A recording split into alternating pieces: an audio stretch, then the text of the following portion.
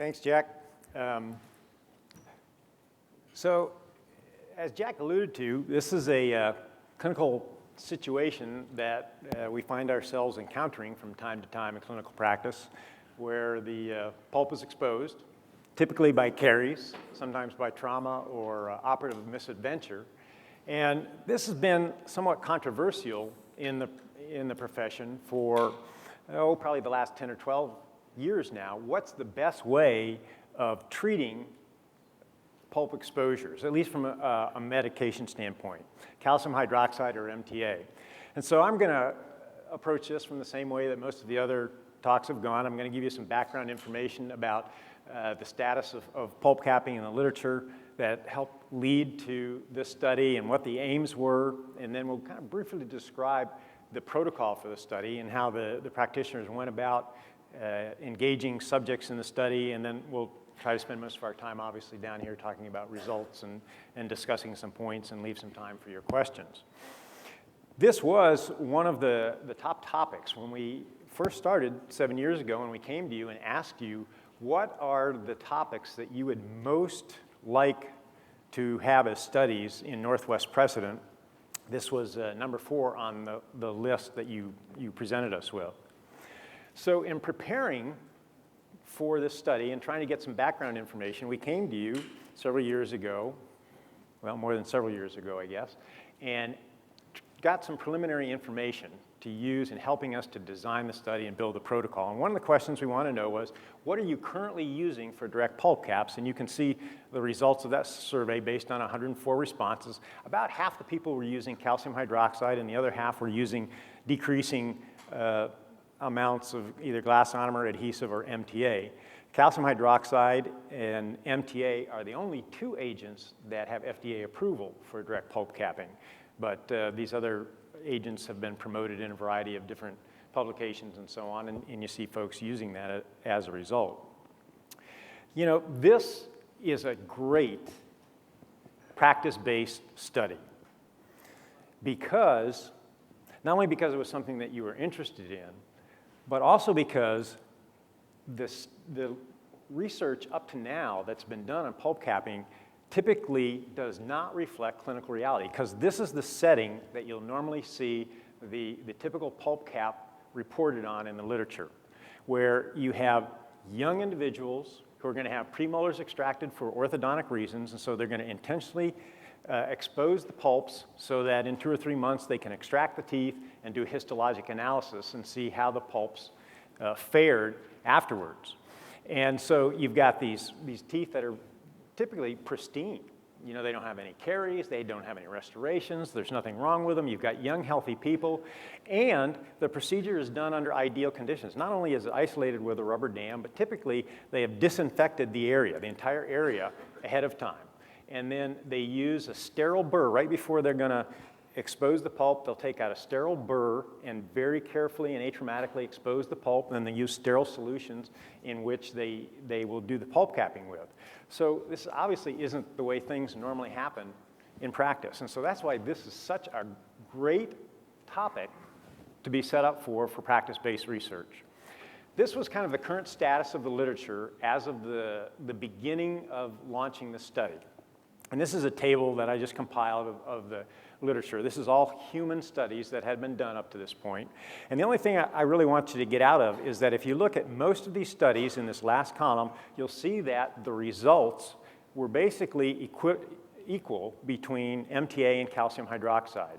You notice that these bottom 2 studies showed a better result for MTA, but you'll also notice, if you look at this column right here, that there was an interesting difference between these last 2 studies and the studies above it, in that these restorations were only temporized following the pulp cap, whereas these all received a more permanent, better sealing type of restoration.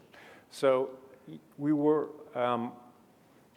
well set up for this study to succeed, although my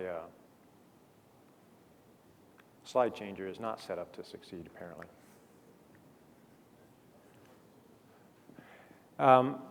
The methods by which we did it, there was a couple of things that were unique about this study that I want you just to be aware of. First of all, the typical way that we'll randomize subjects is by the individual subject. In this case, we decided to randomize by practice, and there were a couple of reasons for that. First of all, the handling characteristics of calcium hydroxide and MTA are so different that we wanted everybody to feel comfortable and be proficient in the handling and the use and the placement of each of those materials rather than bouncing back and forth between the two of them. Also, I think from a practical standpoint, one of the factors in other research that has shown to impact on pulp cap success is the time from exposure to the pulp cap being done. And so if you had a pulp exposure and you had to stop, go to your computer, log on, find out what your which group that this particular patient had been randomized into, that was going to potentially set you up for too much of a delay and compromising the care. So we said that if you agreed to participate, you had to agree to be randomized to using one material or the other, and you did all of your pulp caps that way. So if this was an appropriate situation for a pulp cap, you did all your pulp caps with MTA, you did all your pulp caps with calcium hydroxide, whichever group you'd been randomized into. And as a result, really, this is the other unique thing, is the subject was entered in after the procedure was done. Typically, we do informed consent beforehand, but now you're doing a standard of care procedure on a patient that you would normally do anyways, but you're going to ask them, can we follow you for the next couple of years and see how that tooth fares after we've done the pulp capping? So there are a couple of unique things about it. We're limiting this to permanent teeth, and so obviously the patient had to be old enough to have a permanent tooth, vital upon exposure, and then available for the 2-year recall period. We ended up having to shorten that because of some enrollment issues, but we were hoping to be able to follow everybody for a couple of years. We excluded primary teeth that showed any signs of pathology on radiograph, and any indications that this was more than just a reversible pulpitis type of a situation. So the procedure proceeded like this. So if there was a pulp exposure and the dentist determined that pulp capping was an appropriate procedure to do, then they would apply a cotton pellet that had been soaked in sodium hypochlorite for a minute or two to control the bleeding, repeated as necessary until either the bleeding was controlled or they decided this is just not an appropriate procedure, we need to think about doing something else, doing root canal therapy or whatever. And so once the bleeding was controlled, then the direct pulp capping agent was applied directly onto the exposure, and then following that, some resin-modified glass ionomer was placed over the top of the pulp cap agent, then onto the adjacent sound tooth structure to provide a seal for the pulp cap in the pulp capped area, and then obviously the restoration was placed following that. The primary outcome variable that we were looking at was, did the tooth end up getting a recommendation to be extracted or for root canal therapy? And the reason we did, Greg alluded to this earlier, is because patients don't always follow our recommendations. And so if you had deemed that this tooth, the pulp cap had failed and needed to have some further treatment, then that was going to be the primary outcome, regardless of whether the patient actually followed that recommendation or not. Some secondary outcomes were pulp vitality, looking at the radiographs, any other clinical signs or symptoms that could be important, pain, swelling, and so on. And then some other factors of interest that we wanted to look at, obviously, were, which tooth was it, the pre-op condition of the tooth, what type of restorations or cracks or caries did it have, the type of exposure, was it a traumatic, carious, or mechanical, whether a rubber dam was in place at the time of the exposure and or at the time the direct pulp cap was completed, the size of the exposure, and then how much bleeding there was and how long it took to control the bleeding, and the type of restoration that was placed into the tooth at the time, and then whether it was a 1 or 2 step procedure. In other words, was it temporized first before permanent restoration was done, or was the permanent restoration done at the time of the pulp cap? This is what we had hoped for in terms of sample size. We were hoping to have 40 practices of 16 patients each for a total of 640 patients. And we had based this on this information that you had provided to us in that same survey ahead of time, where we said, how many pulp caps do you typically do in a month, direct pulp caps? And the response was that 80% of the practices did 1 or more pulp caps a month, with a number of practices indicating that they did several a month. And so that was kind of the genesis for generating the statistical analysis and the sample size that we came up with. The follow-up then was ideally 2 years. As I said, we ended up having to shorten that because of enrollment issues, or until the tooth had received the treatment to indicate that the pulp cap had failed. Then we asked for a follow-up at 1 month as to how by telephone, just to see how the patient was doing. And then if the patient came in because they had an issue with the tooth, or just during normal periodic hygiene check type of time periods, do an assessment on that tooth and look at the typical things that you would normally look at if you were following a tooth, following a pulp cap, to see how the tooth and how the pulp was doing. We really have been trying to make a concerted effort to get the final data collection, and I'll go into this a little bit more, the issue that's been brought up a couple of times earlier today about loss to follow-up and the impact that can have on the outcomes. So that's just kind of a quick down and dirty description of the background and how the study was set up and how it was executed. So let's look at the results. And this is kind of exciting for me because I just learned the results myself. Since I'm the principal investigator, I've been blinded to how the outcomes have been going all along. So I just got this information a couple of weeks ago. So we've been chewing on this data and trying to analyze it and come up with some analyses and conclusions for you. Please keep in mind, similar to what Greg also mentioned, is that this is still relatively preliminary data. We don't have all of the final evaluations done.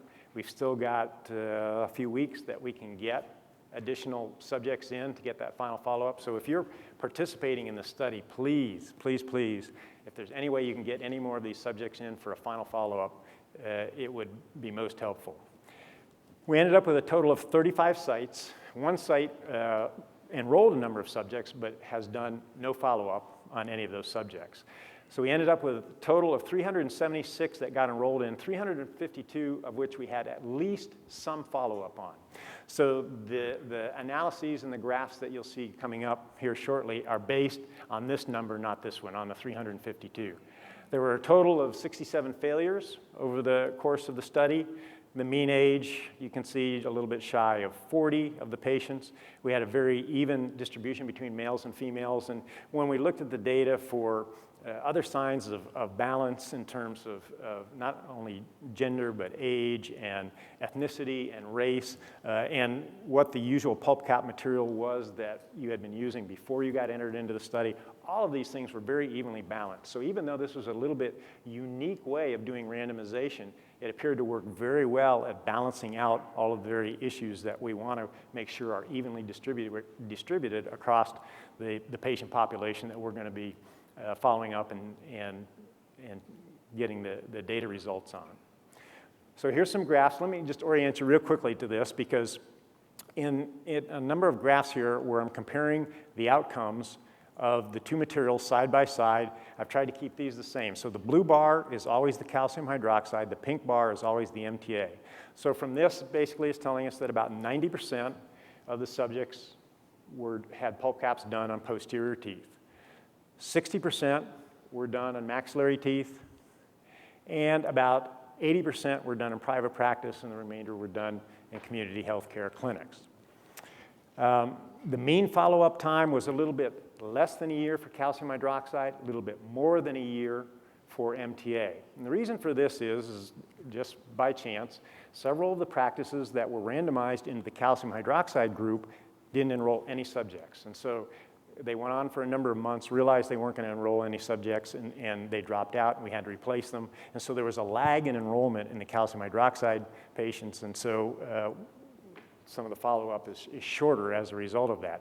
The green bars show you the range of follow-up time. So we have, in some subjects, we just have the immediate pulp cap, post-pulp cap follow-up, and on the others, we're getting up to 3.5 or 2.5 to 3 years of follow-up time.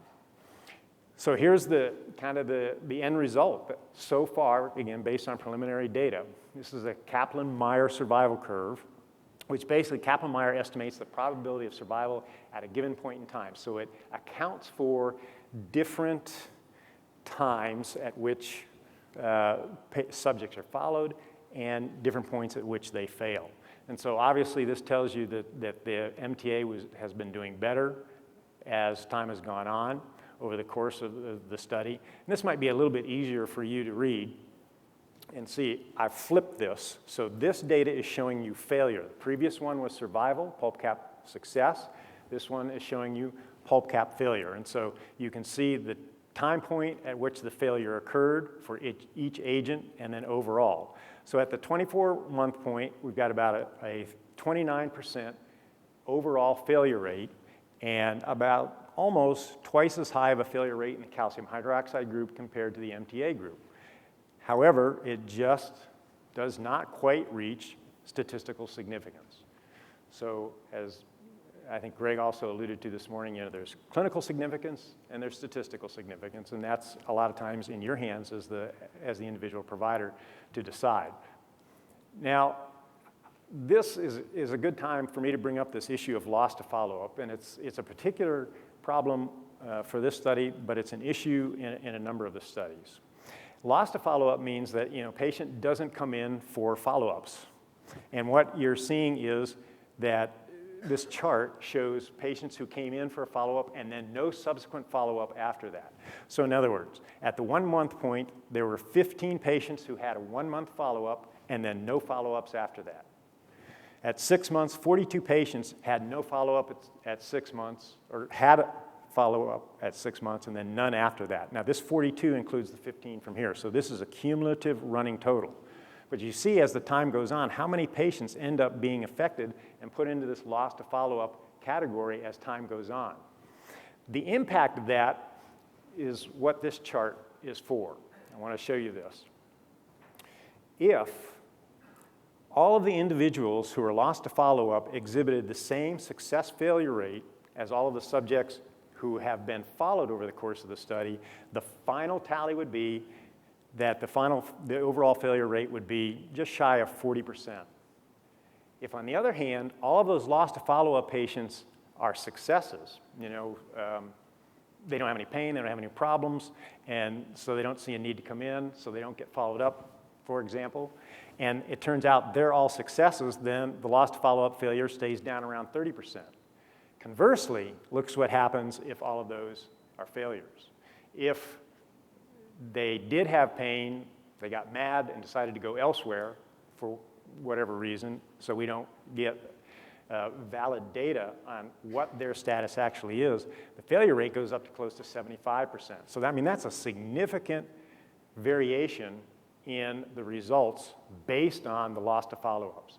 So I want to use this not only to make you aware of this, but also to again, make a plea for folks that have subjects in the study. If there's any way that you can get any of these patients back in, please do. We've got a few weeks yet that we can still capture data on these subjects, and it would be any additional subject we can get will make the analysis that much stronger and help to reduce some of these issues that are there.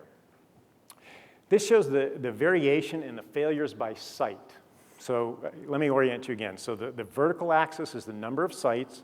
Down here is the number of failures. So if we look at this, there were 6 sites, calcium hydroxide sites, that had no pulp cap failures. There were 5 MTA sites that had no pulp cap failures. Okay? So that's how you interpret this chart. And if you look on out here, you'll notice that once you get past 4, all of the sites with failures are in the calcium hydroxide in the higher numbers, including one site that had 14 failures. And so fully 1/3 of all of the calcium hydroxide failures occurred at one site. Why that is, we don't know. Is it truly because of a difference in the material, or are there other issues that may have accounted for that? And we don't know. We haven't had enough time to fully digest all of the data. But if you were to take this out, if we were to consider this an outlier for some reason, and you take those results out, then the p-value rises and it becomes farther away from being statistically significant. You can't do that. I mean, the data is what the data is, and you have to use it and you have to include it. But it's just something to kind of take consideration when you're interpreting this. Time to failure, the point at which the pulp caps failed, again, broken down by agent and then by all subjects in 6-month intervals. Primary thing, I know that's a busy table to look at, so here's what I really want you to take away from this.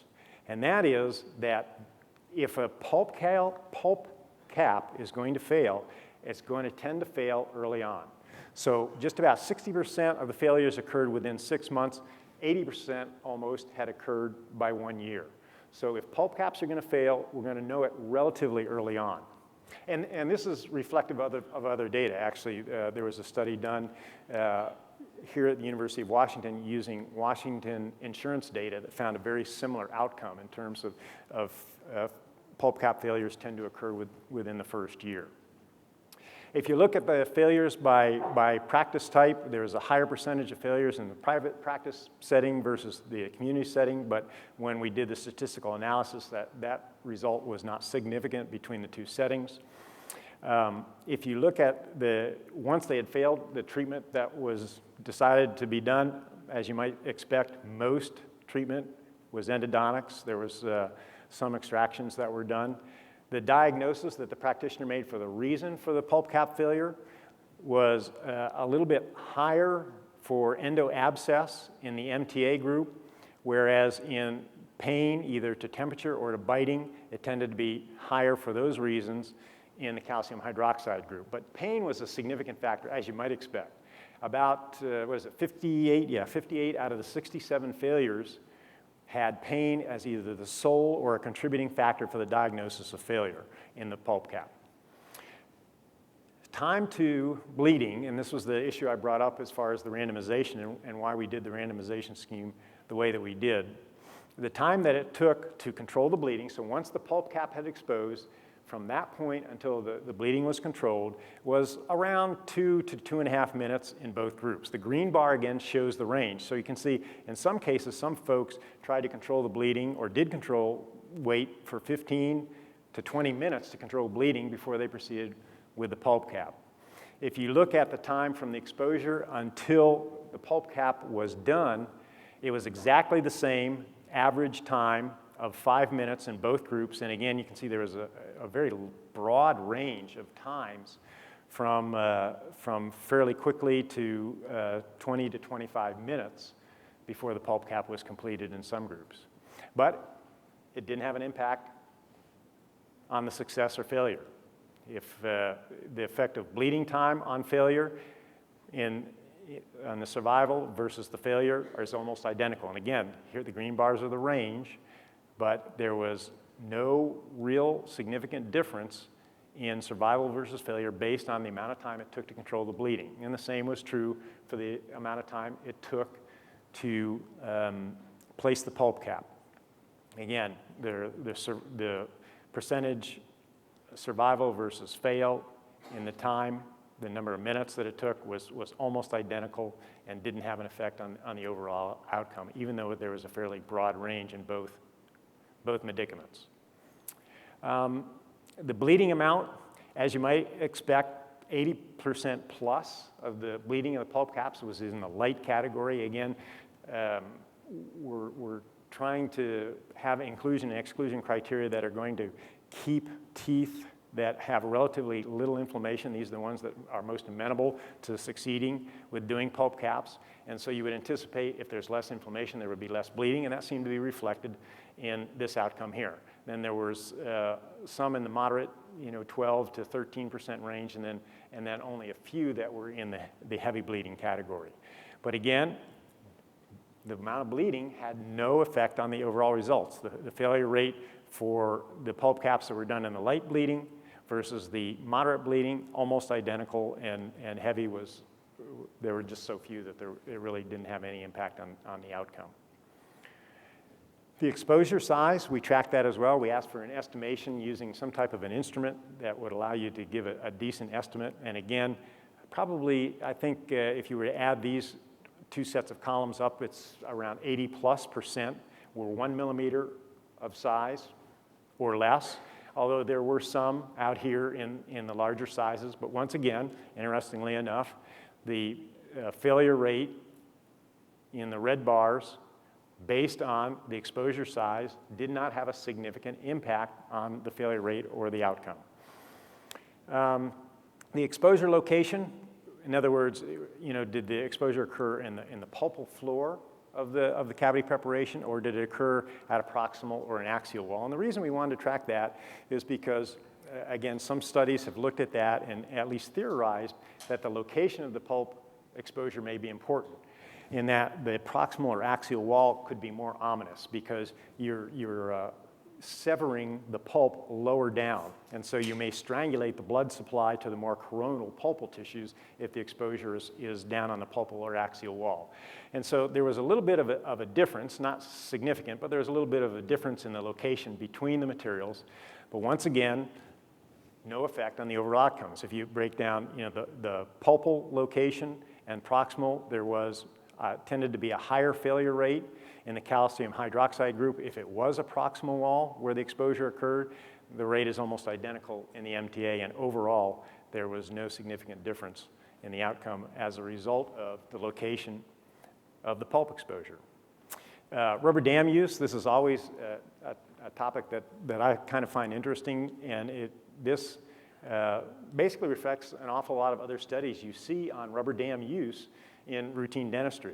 And so was there a rubber dam in place at the time that the pulp exposure occurred? Is this left bar here, and that was around 18%. And was there a rubber dam in place at the direct pulp cap? We wanted to check just in case there was a tendency for folks to put a pulp cap on or put a rubber dam on in order to isolate the tooth prior to the pulp cap. And by and large, that was not the case. It went up to 19%. But it didn't have any impact on the results either. If you look at the effect of having the rubber dam in place at the time of the exposure, so in other words, this is the failure rate if the rubber dam was in place. This is the failure rate if the rubber dam was not in place at the time of the exposure. Again, almost identical results. Same thing over here. Was the rubber dam in place at the time the pulp cap was done? Rubber dam was in place, yes. Rubber dam was in place, no. Again, very similar results, regardless of whether a rubber dam was in place, either at the time of the exposure or at the time the pulp cap was placed. And the effect of rubber dam at the time of pulp cap on the failure for calcium hydroxide, so this is looking at the individual materials, there tended to be a little bit higher failure rate in the calcium hydroxide group if the rubber dam was in place, a little bit lower, and again, virtually identical for the MTA, but statistically, there was no difference in the outcomes for either material on the basis of whether the rubber dam was in place. The type of exposure, as you might guess, approaching 90% were carious exposures as opposed to mechanical or traumatic. We had some mechanical. There was only one traumatic pulp exposure that ended up being entered into the study. And the effect of the exposure type on failure, again, broken down by material. The failure rate for calcium hydroxide, it was a carious exposure versus mechanical. And there just weren't a whole lot of mechanical exposures. And the rate was virtually identical with the MTA, and statistically, no difference on the outcomes on the basis of the type of exposure. So, what do we make of all this? Well, let's try and maybe sort this out just a little bit. There was one, what I would consider significant publication that came out from the time of the studies in that table that I showed you at the beginning and the end of the study. And this was done, published in the Journal of Endodontics. It was done in a dental school setting. Most of the pulp caps were done by dental students. This was a retrospective, non-randomized case control study. In other words, what they did is they went through their dental records, they looked for patients that had received pulp caps, and then they tried to recall them and analyze how those had been done. Whereas the study that you all did was a prospective, randomized, controlled clinical trial. So that would be considered a higher level, a higher quality study than this one that was done. They had 122 teeth, you did 352. Mean follow-up time is about double what we had. But here's the interesting thing. Their overall failure rate almost identical to ours. Remember, we had 29% for an overall failure rate. They had 30%. And look at this. This is almost identical as well, the difference between the two materials. When they did their statistical analysis, they came up with 0.05, but not a second 5. And so theirs is borderline significant. Ours is borderline not significant.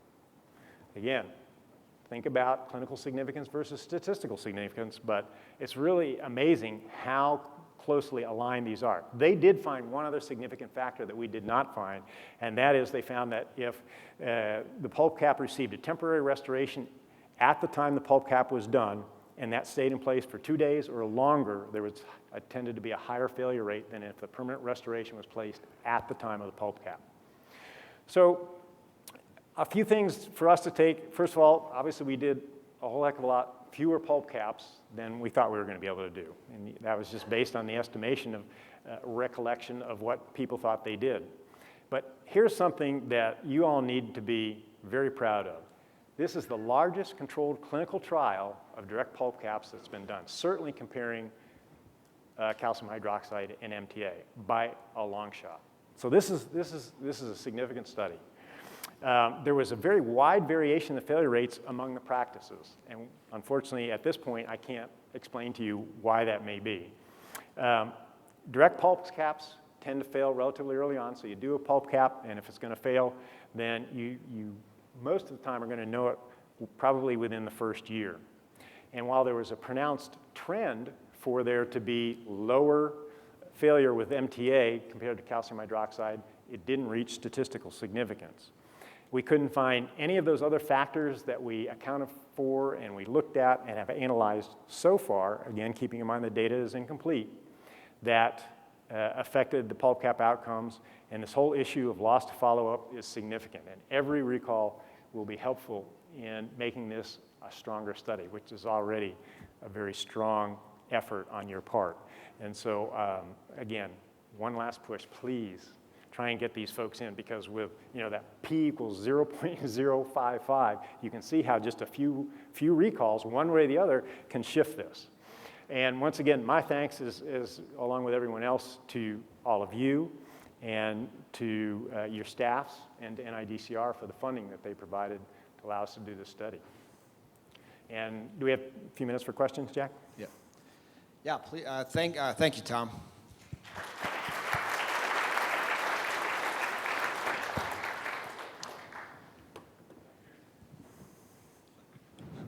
Do you see the limitation of practical use of the MTA being the cost going forward if this were to become a statistically significant study?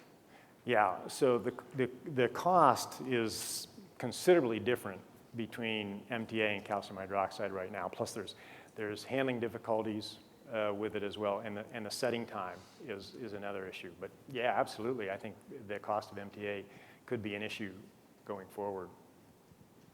I mean, it's about 10 times more expensive than calcium hydroxide. Yati, did you have? Yeah. So with a 30% failure rate, yes. Do you think it is a valid thing to do as a standard treatment protocol? Because in a day-to-day practice, if you have a 30% failure rate of anything, you wouldn't be doing that procedure if you know that there is going to be a 30% failure rate. Other factor is when you do a filling, a permanent filling on a direct pulp cap, and it fails within a year, then if you have to do a root canal, they'll pay for the root canal with insurance, but they won't pay for the crown because there was a permanent restoration placed. So what will happen to that? Then, like a practitioner like myself, have to tell the patient that you need a crown, but the insurance won't pay for 50% of it. Right. So, and that's a great question, and I don't mean to dodge it, but that's something I kind of have to turn back at all of you. I mean, that's a decision that you all have to make on a case-by-case basis, because there's so many factors that go into it. For example, the patient's ability to pay. I mean, if 70% of these are going to survive and a patient's going to avoid, the time and expense and morbidity of going through root canal therapy and a crown, a buildup in a crown, then yeah, I think it's worthwhile, but it may depend on the particular situation for the patient and the case. If that's going to be an abutment tooth for a 4-unit bridge, you might weigh that a little bit differently because the potential complications associated with that failing are considerably higher than if it's an anterior tooth that you can just restore the access opening with composite or something like that. I mean, it's a great point, but I just think there's so many issues. But I think 70% success rate, yeah, I mean, I think that's certainly worth considering. If I can just use that as a point to take off from, the best pulp cap is dentin. Don't expose the pulp to begin with. You're better off leaving some affected dentin or a little bit of decay behind, given these same inclusion and exclusion criteria that we're talking about, than you are exposing the pulp and doing a pulp cap. Tom? Yes. In my hands, there was another factor. Okay. For 35 years, I never used sodium hypochlorite. And I noticed immediately that when I used the sodium hypochlorite, along with the MTA, that the pulp caps were just plain working much better. They were working much better? They were working much better. And so I think there is a factor, at least in my hands at the time, that the sodium hypochlorite was helping considerably. Yeah, and I think you're right. I mean, I think that's a valid observation. And the reason we did that is based, again, looking at some of the other studies that have been done. This tends to be a fairly standard protocol. And the advantage to the sodium hypochlorite is that it disinfects the area. It's a very effective disinfectant, but it's also very effective at coagulating the blood and stopping the bleeding. Something like chlorhexidine is very good at disinfecting the site, but isn't going to help you to stop the bleeding. And so, absolutely, getting the bleeding under control and the site isolated so the pulp capping material stays in place is key.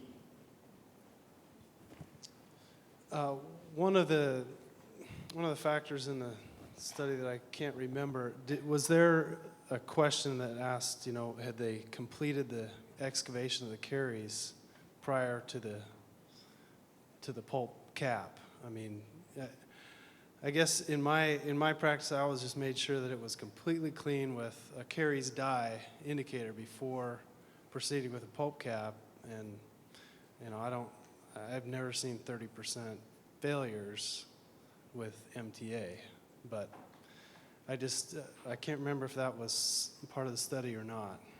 Yeah, Camille, can you help me? I mean, you know the data collection forms, was all caries removed? Was that one of the questions? Okay.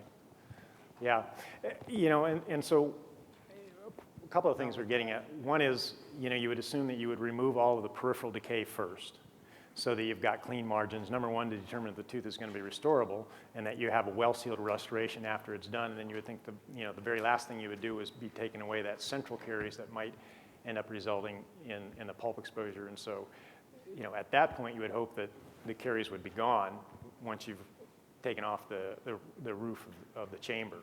And then if there's any caries left after that, any impact that might have, I couldn't say. Do we have time, Jack? I've got a couple of things. The problem with getting these patients back in on a recall is that as a general rule, they're not really patients of record. Right. They come in with an owie and you fix it. Right. Okay, and the comment about is 70% success rate acceptable? In my opinion, it's wonderful, because the alternative is you take the tooth out, because this type of patient is not going to pay for a endo procedure. Yeah. Yeah, when it fails, you're right. When it fails, they fail quickly. I mean, and the failures. So those that don't come back in are probably successful. I don't think they go anywhere else, at least not in my area, because we know everybody. Right. We'd like to think that, but we can't assume that. But I agree with you. I mean, a lot of times, you know, these are patients that are not regular attenders, let's put it that way. And so they've got a problem, they come in, they get a pulp cap, it's successful, and they're not gonna come back afterwards. And so that makes the job of follow-up more of a challenge, without a doubt. Tom, right here in front, JD. Hey. Clinical relevance. You said 30% is the failure rate that we're coming up with. And you also mentioned that infected dentin is the best pulp cap if we don't have an alternative. What's the failure rate for an indirect pulp cap? Indirect pulp cap? Yeah, you know, JD, I don't know if I can give you an exact number, but I mean, Jack said you know the answers to everything. Yeah. I mean, it's 90% to 95% success. Indirect pulp cap, assuming those criteria are met, you know, where it's either asymptomatic or only mildly symptomatic, you'd put the pulp capping material and you put a well-sealed restoration on at the time of the pulp cap, then it's highly successful. There's even been a systematic review that's been done on indirect pulp capping, and there's really significant body of evidence showing that indirect pulp caps under those conditions are very successful. Okay. Oh, there's one more.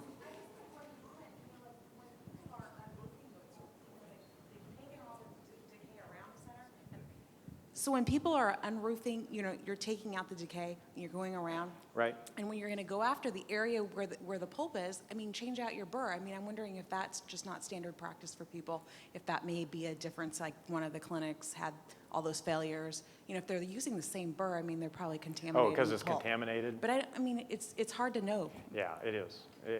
You're absolutely right. It is hard to know. But, you know, given our discussion here, rather than go back and take that last little bit of decay out, leave it. Thanks, Tom.